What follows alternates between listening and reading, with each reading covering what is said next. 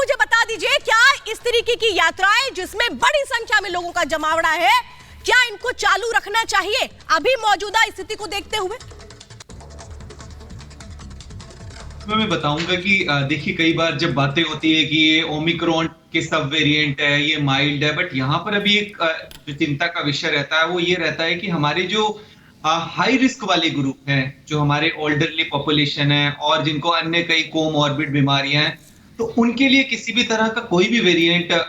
गंभीर नहीं होता। तो मुझे एक्चुअली इसमें पता नहीं कि किस तरह का आपका क्राउडिंग, उस क्राउडिंग के अंदर कितने ओल्डर लोग हैं, कितने सारे लोग ऐसे हैं जिनको कोई ना कोई अन्य गंभीर तरह की बीमारियां हैं, तो उनके लिए हमेशा ये रिस्की रहता है। इसी वजह से जो भी एडवाइजरी बनाई जाती है उसमें सबसे पहले ये लिखा जाता है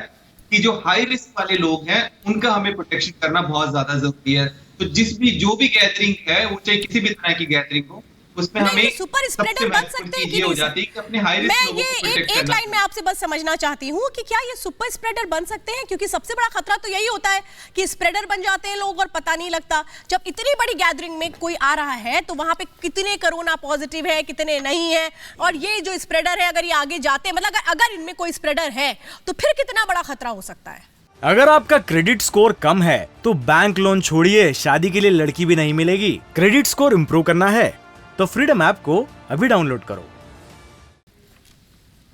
तो जो अभी आपका वेरिएंट की जो हम बात कर रहे हैं BF.7, ये बहुत अधिक संक्रामक होता है और इसकी जो हमने आर नोट वैल्यू देखी है वो ये है कि एक इंसान 10 से लेके 18 लोगों को इन्फेक्ट करता है, इन्फेक्टिविटी ज्यादा है। तो निश्चित तौर पर अगर कोई इस तरह से भीड़ भाड़ का कोई भी प्रोग्राम होता है और एक इन्फेक्टेड पर्सन है, वो एसिम्प्टोमेटिक भी हो सकता है उसको कोई लक्षण भी ना हो, तो वो काफी लोगों को इन्फेक्ट कर सकता है।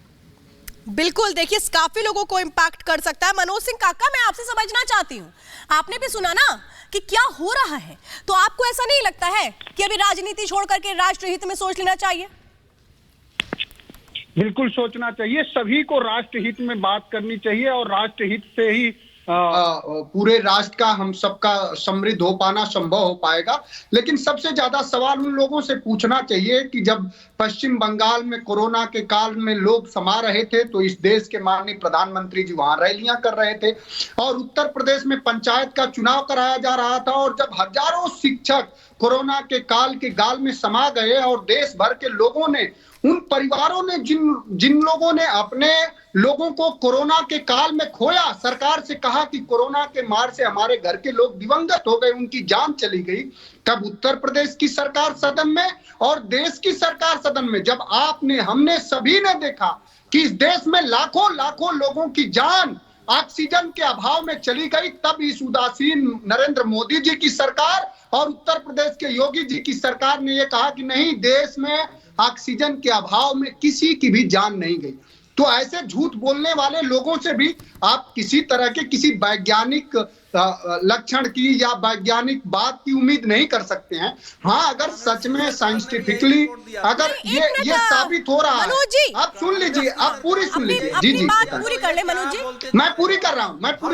अगर सच में ये वेरिएंट, अरे सुन लीजिए, सुनने की भी जब ये वेरिएंट 0.7 BF.7 वेरिएंट अगर सच में संक्रामक है, सच में इससे ज्यादा लोगों को संक्रमण फैल सकता है, तो मैं समझता हूं कि कोई उचित उपाय अपनाना चाहिए। अगर आपका क्रेडिट स्कोर कम है तो बैंक लोन छोड़िए, शादी के लिए लड़की भी नहीं मिलेगी। क्रेडिट स्कोर इम्प्रूव करना है